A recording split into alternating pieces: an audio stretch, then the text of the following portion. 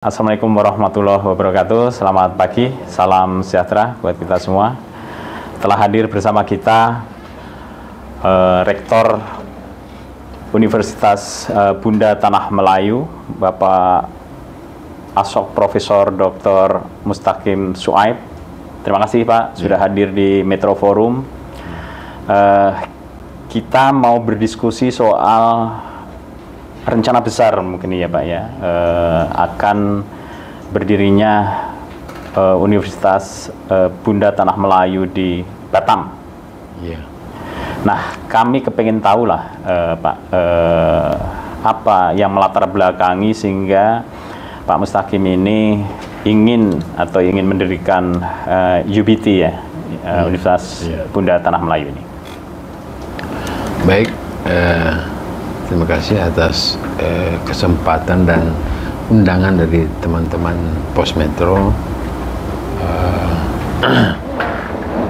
Sebenarnya UBT ini adalah penggabungan antara dua perguruan tinggi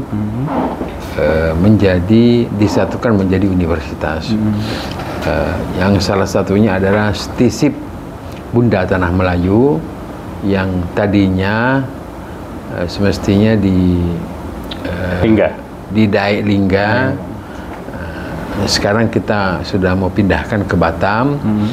Dan yang satunya Institut Sains Teknologi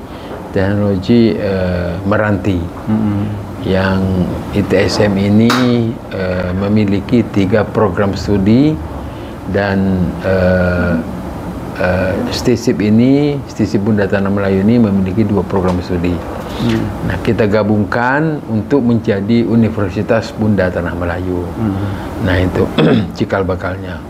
Nah, awalnya kita berpikir kampus ini adalah kampus yang memberikan pendidikan tinggi terhadap masyarakat, membantu masyarakat, dan kami juga akan mengajukan program studi baru untuk pendirian perguruan tinggi yang nantinya akan menjadi Universitas Bunda Tanah Melayu. Ya, untuk menggabungkan sebuah perguruan tinggi menjadi universitas, kalau nggak salah saya mohon koreksi, itu kan harus ada paling tidak 5 prodi ya. 3 prodi yang soal sains atau pengetahuan alam, dan 2 prodi soal sosial. Seperti apa? Ya, itulah bahwa universitas ini akan didirikan dengan 2 program studi sosial. STISIP-nya itu membawa 2 program studi, ilmu pemerintahan dan administrasi publik, dan ITS Meranti membawa 3 program studi dengan prodi sains teknologi. Apa saja itu? Informatika, ilmu pertanian dan peternakan. Itu sehingga 5 dari program studi ini akan menggabung menjadi universitas, dan kami akan mengajukan 4 program studi baru untuk tambahan program studi baru, yaitu manajemen bisnis internasional, hukum bisnis, ilmu hukum, dan K3. Nah, itu. Terus seperti apa Pak proses dari merger ini ya antara 2 perguruan tinggi ini? Sejauh ini prosesnya sudah sejauh mana itu? Insya Allah sudah kita lakukan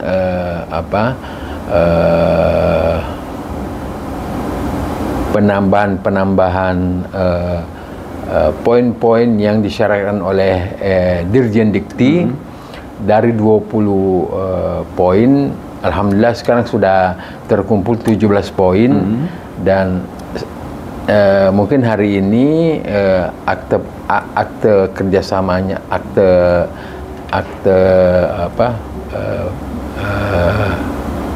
penyewaan rukonya juga akan dilakukan pengambilan sehingga menjadi 18 itu poin. Untuk kampusnya ya? Ya, untuk kampus. Nah, dari 18 itu 2 poin lagi akan sesegera mungkin dilakukan penyempurnaan dalam melakukan pengajuan penggabungan usul penggabungan dan perubahan serta pengajuan program studi baru untuk menjadi universitas. Oke. Terus Pak, kalau boleh saya tahu apa filosofi dari UBT ini dan bagaimana mengintegrasikan nilai-nilai filosofi itu baik di akademik dan non akademik? Ya, UBT ini nantinya tetap kita jadikan universitas seperti biasanya, namun di dalam implementasinya kita akan tetap membawa nama-nama kemelayuan. Nah, di dalam setiap program studi kita akan membebankan mahasiswa untuk melakukan untuk membuat semacam mata kuliah sejarah budaya Melayu, Bunda Tanah Melayu, sejarah budaya Bunda Tanah Melayu. Nah, itu akan kita masukkan di dalam satu mata kuliah umum nanti di setiap program studi baru, dan ini akan menjadi kewajiban bagi mahasiswa untuk mengambilnya, sehingga mahasiswa kita nantinya ke depannya budaya-budaya Melayunya, adat-adat Melayunya tetap dijunjung tinggi di setiap mahasiswa-mahasiswa yang mengabdi menuntut ilmu di tempat kami gitu. Kalau ini Prof, apa langkah-langkah konkret yang akan dilakukan oleh UBT terkait relevansi jurusan nanti, jurusan yang ada di UBT ini yang implementasinya untuk lapangan kerja lah setelah dia wisuda atau sudah dia lulus? Program studi yang ada di UBT ini nantinya akan menjadi program studi unggulan, akan menjadi program studi menarik bagi calon mahasiswa, program studi yang memang sejatinya dibutuhkan oleh tenaga kerja di masyarakat Batam. Khususnya misalnya manajemen bisnis yang hubungannya dengan internasional.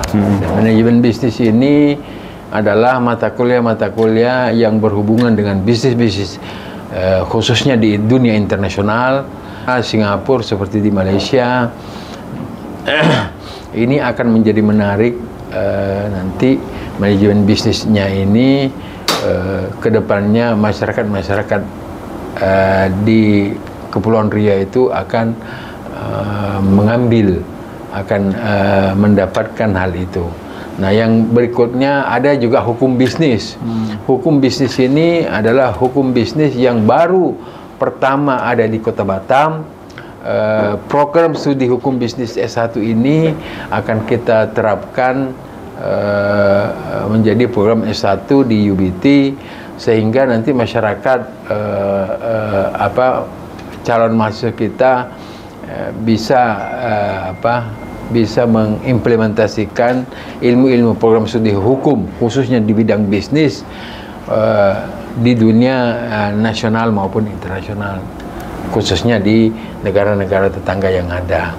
Begitu juga K3 ini adalah K3 yang keselamatan itu ya, keselamatan kerja itu ya.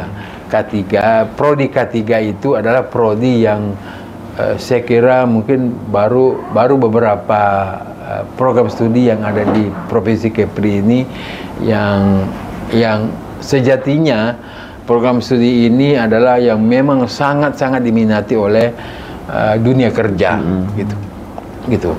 Sehingga program K3 ini bisa menambah nilai-nilai di dalam pengembangan keilmuan daripada kesehatan lingkungan itu. Tapi ini dulu lah, untuk yang penggabungan ini sudah sejauh mana lah untuk mergernya ini?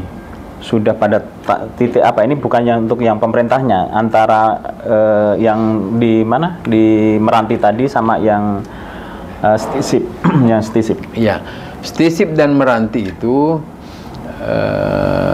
sebenarnya sudah menjadi satu kesatuan. Yayasannya adalah Bapak Ahmad Zaki Alfi, satu ketua yayasan, dan beberapa waktu yang lalu kami sudah melakukan penggabungan yayasan, bahwa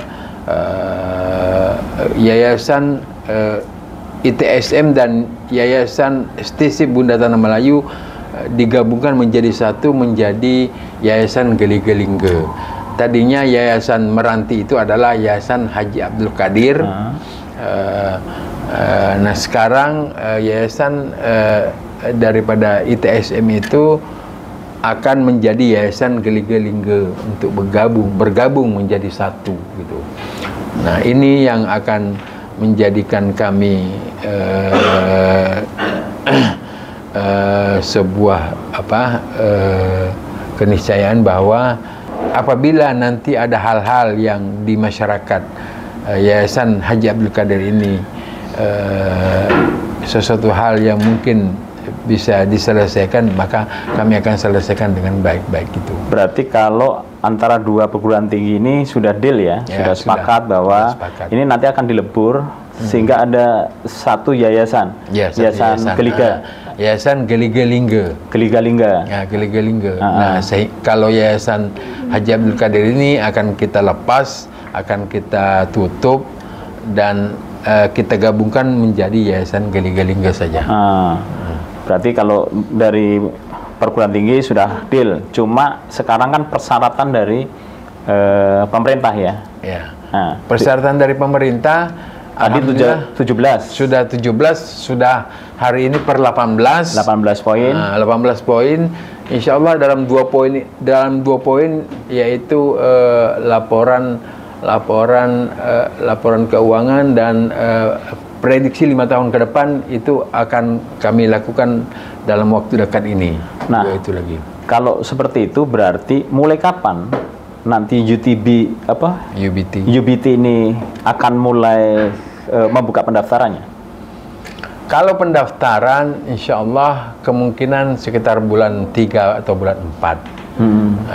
Karena bulan 3 itu adalah Ramadan, bulan 4 itu adalah setelah Ramadan.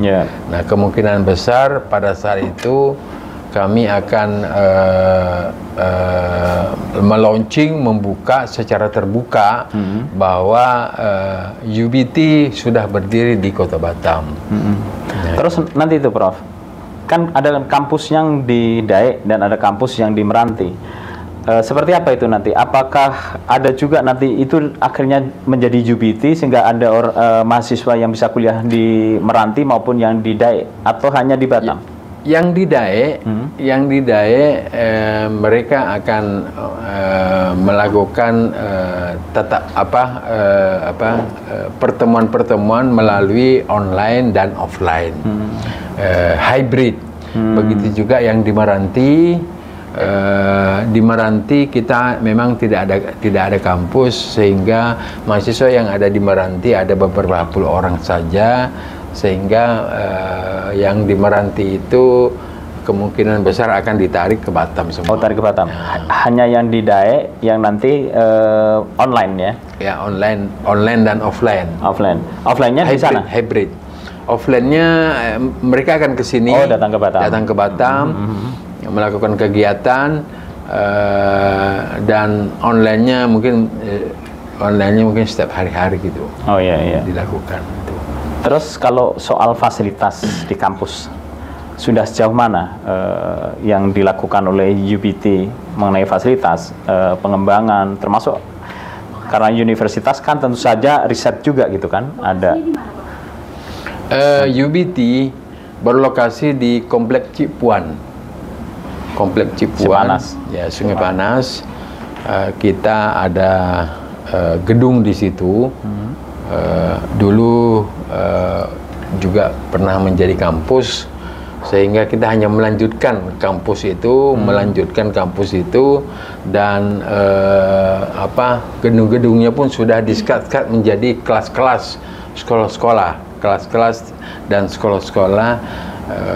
Lantai 1, lantai 2, dan lantai 3 sudah memiliki kelas-kelas yang ada gitu. Ada sekitar 13 lokal. Dari gedung itu 13 lokal akan kita bisa jadikan pelaksanaan pendidikan dan pengajaran gitu. Itu. Berarti Maret sudah mulai buka? Udah, Maret sudah buka. Pendaftaran tuh ya? Pendaftaran. Cuma launchingnya kan nunggu pemerintah tentunya ya? Iya, betul. Untuk saat ini kita tetap melaunching 5 program studi, akan tetapi yang kalau 4 susulan nanti, yang 4 susulan nanti, kalau 4 susulan itu keluar menjadi UBT, maka akan menjadi 9 program studi. Itu. Tenaga itunya Pak, pengajarnya? Dosennya? Nah, dosen-dosennya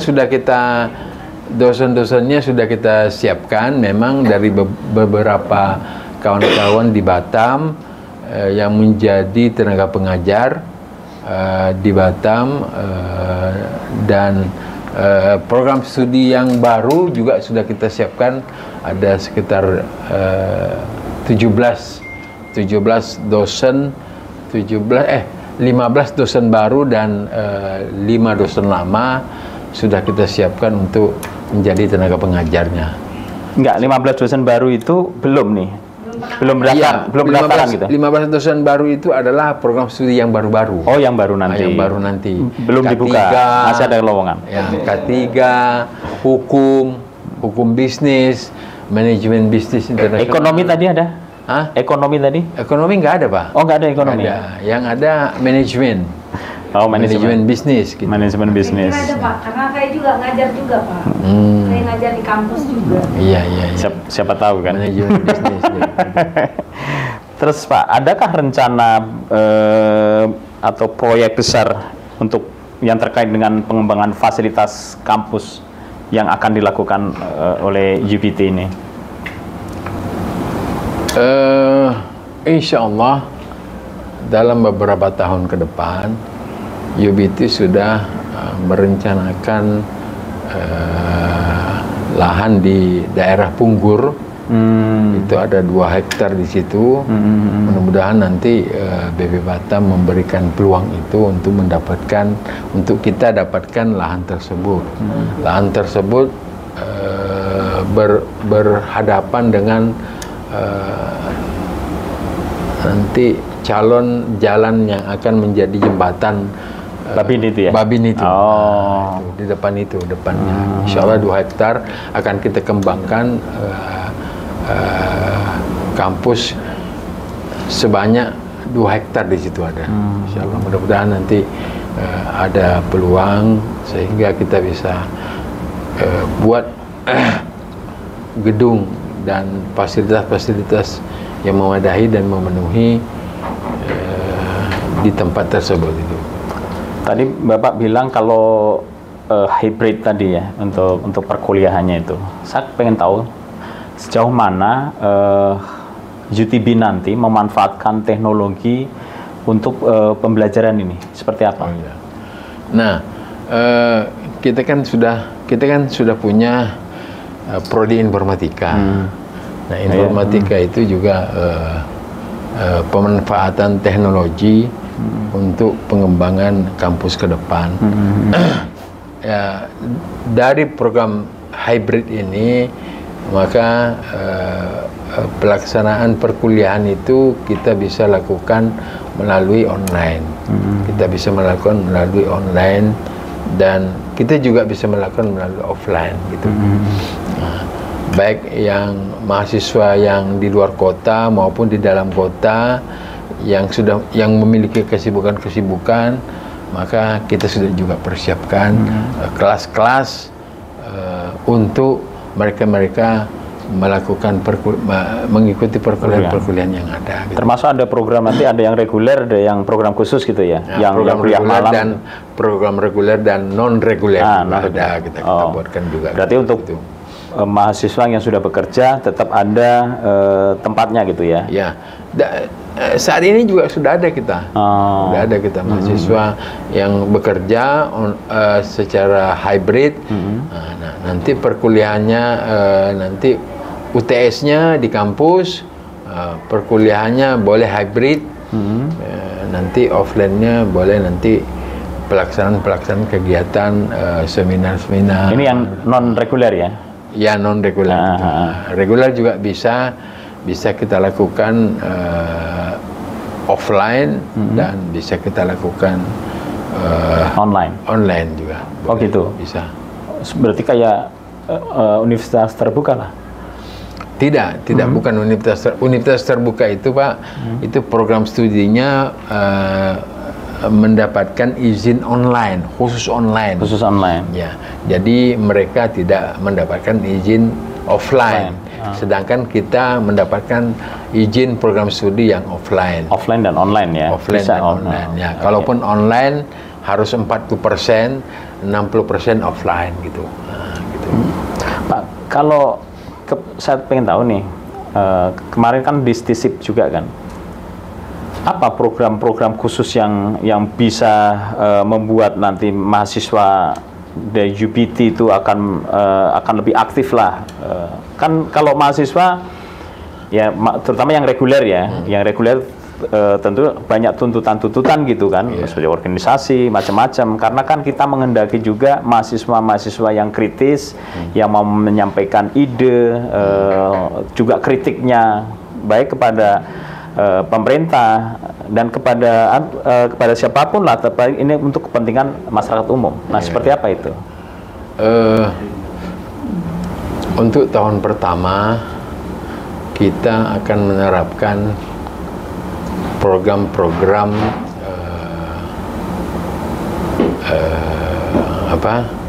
program-program yang sangat mudah dan gampang serta nyaman dilakukan oleh calon mahasiswa. Artinya apa? Mahasiswa kita berikan kemudahan-kemudahan di dalam pembayaran perkuliahan. Mungkin nanti sistem saya di dalam mengelola perguruan tinggi ini melalui pembiayaan yang sangat minim gitu. Nah itu. Yang kedua, setiap kampus itu pasti menerapkan yang namanya adanya perkuliahan yang mahasiswa yang non reguler, yang perkuliahannya itu separuh waktu gitu, paruh waktu. Nah itu akan bisa membuat mahasiswa kita bisa mengikuti perkuliahan tersebut, namun pembiayaannya kita bisa tekan, kita bisa minimkan dari kampus-kampus yang ada gitu. Nah itu biasanya mahasiswa itu melihat dari sisi itu, Nah sekarang ada beberapa kampus yang menerapkan pembiayaan secara per bulan.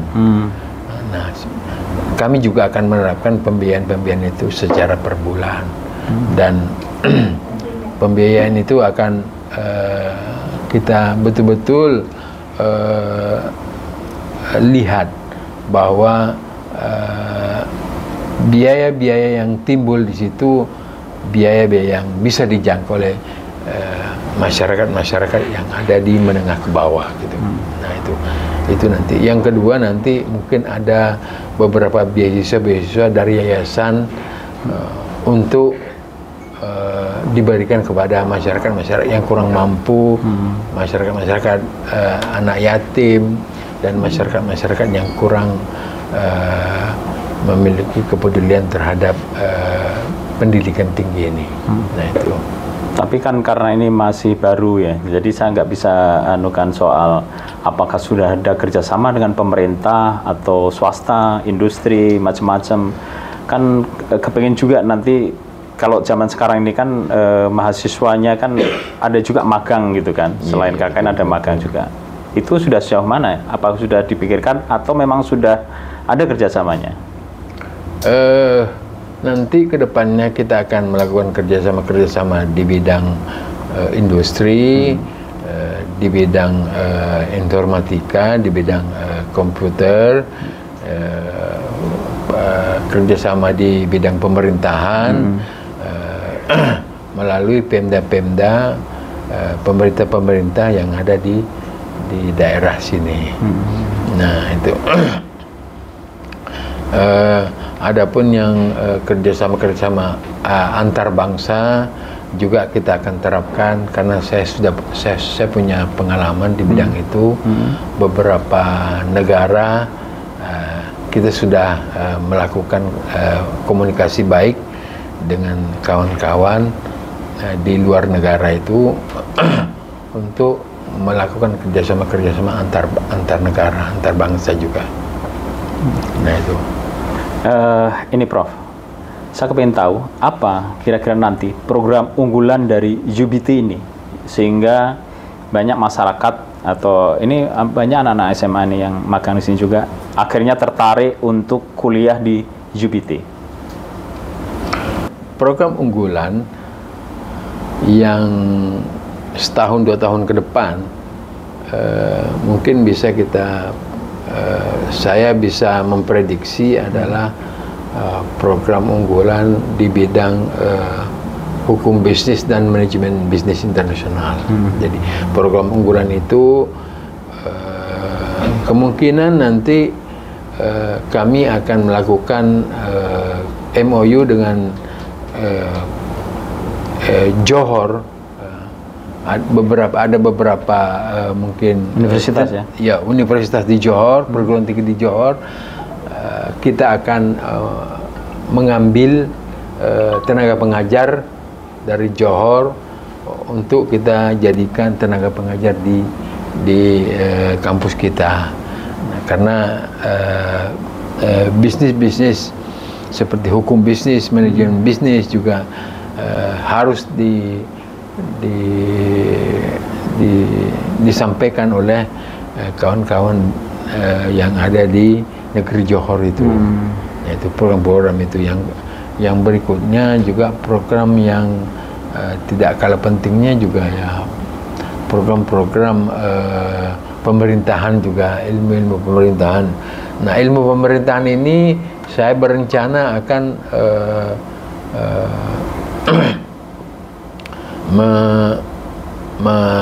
mereakreditasi menjadi baik sekali sehingga nanti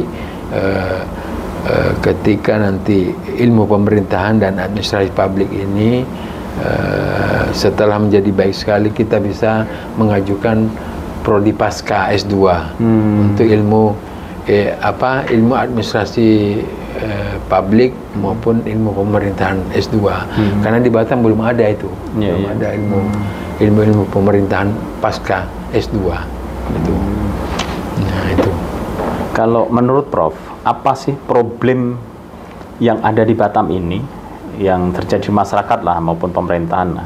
Apa sih problem yang ada di Batam ini sehingga disitulah mungkin ada peluang untuk kampus mendidik atau menciptakan jurusan-jurusan yang pas lah dengan problem yang ada sekarang ini di Batam?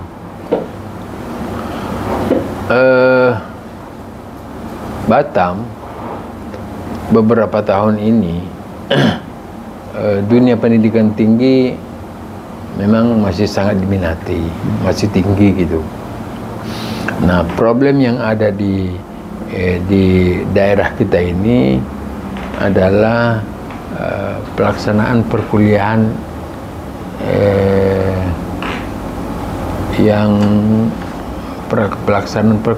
yang dijadikan sebagai perkuliahan paruh waktu. Nah itu, sehingga mahasiswa yang ada di Batam sangat minim sekali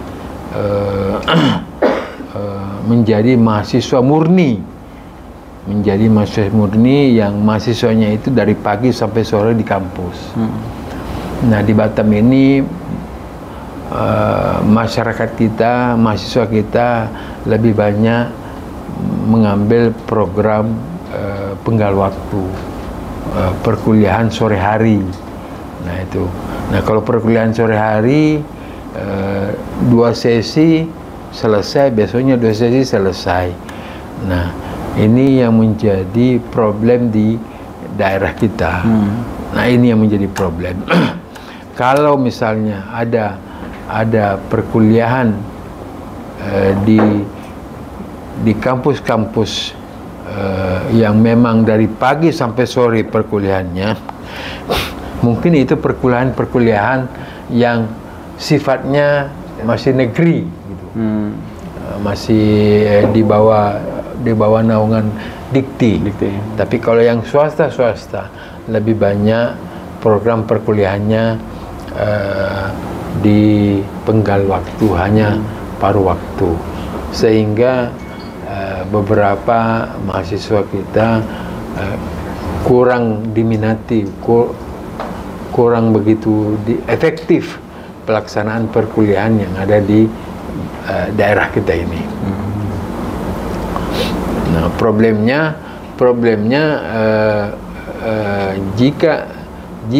kalau misalnya mahasiswa kita di perkuliahan itu ada mahasiswa yang memang murni mahasiswa pagi sampai sore, nah, maka mahasiswa itu akan kita terapkan menjadi mahasiswa yang memang betul-betul mahasiswa yang unggul, mahasiswa yang punya kewibawaan yang lebih tinggi, punya integritas, punya kapabilitas yang lebih tinggi. Nah itu yang menjadi problem di daerah kita. Oke, terakhir Prof. Mustaqim, berapa biaya nanti di UPT untuk perkuliahan itu? Semester, bulanan, atau biaya pendaftaran, macam-macamnya itu? Sehingga bisa sosialisasi ke calon-calon mahasiswa. Biaya per bulannya bisa kita terapkan mulai 450 per bulan. Dan itu akan nanti sama rata semua program studi. Semua prodi sama? Per bulan. Per bulannya. Nah itu. Nah ada uang pangkal mungkin 1.100.000. Uang pangkal itu mungkin di dalamnya ada jas alma mater, ada ada ospeknya, ada dan lain sebagainya. Nah itu. Ada uang pembangunan? Nggak ada. Tak ada ya? Kita tidak ada uang pembangunan. Hanya uang pangkal itu alma mater, ospek dan lain-lain ya? Dan uang perkuliahan. Dan uang bulanan tadi, yang nilainya bulanan, SPP bulanan. Dan mulai dibuka Maret 2025 ini. Oke, ada yang ingin bertanya?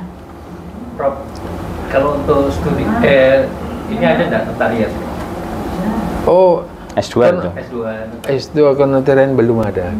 Ini baru S1. Nanti baru pasca. Pasca nanti baru akan buka. Iya, pasca nanti. Nanti S2 hukum bisnisnya itu adalah kenotarian. S2 hukum bisnisnya. Hukum bisnis S2 itu adalah kenotarian. Kenotariatan. Oke, yang lain? Ini siswa-siswa kepengen tertarik atau ingin bertanya? Tidak apa-apa, tanya aja. Elva? Kampusnya berbasis negeri atau swasta? Kampusnya negeri atau swasta? Kampus kita kampus swasta. Di Batam itu baru satu negeri. Poltek. Hanya politeknik itu negeri di Batam. Mestinya harus ada. Saya sudah berapa kali bincang dengan Pak Wali, Batam ini besar saya bilang. Kenapa universitas negeri tidak ada? Tapi Poltek itu pun sebenarnya udah mau ke negeri karena dia udah D3 vokasi kan? Negeri. Iya, masih D4 vokasi. Itu kan udah setara S1, udah banyak jurusan juga di sana. Bukan, mestinya dia jadi universitas. Ganti aja namanya aja sebenarnya. Fasilitasnya malah udah kayak universitas kan dia. Lokasinya juga luas. Yeah. Nah itu, jadi Udah ganti nama aja situ. Batam Politeknik hanya Politeknik. Saya udah sampaikan ke Pak Wali. Pak Wali gimana nih? Kalau mau negeri gitu biasanya harus merger universitas-universitas atau seperti apa untuk bisa tidak menjadi negeri? Jadi kalau universitas itu ada, sekarang kan tidak bisa lagi mendirikan universitas kecuali penggabungan. Nah, kecuali penggabungan ini, maka dari beberapa yayasan-yayasan yang punya universitas, ya silahkan dilobi, dilobi untuk diambil untuk dijadikan negeri gitu. Oh gitu. Tapi tetap merger ya? Merger antara universitas-universitas? Tidak Pak. Oh enggak juga? Enggak Contohnya juga. kayak Tidak. bisa aja Oh, melanjutkan. tetapi kan syaratnya masalah fasilitas, masalah Enggak juga. mahasiswanya, pengajarnya. Ketika nanti kampus tersebut akan masuk menjadi kampus negeri, maka pada saat itulah Pemda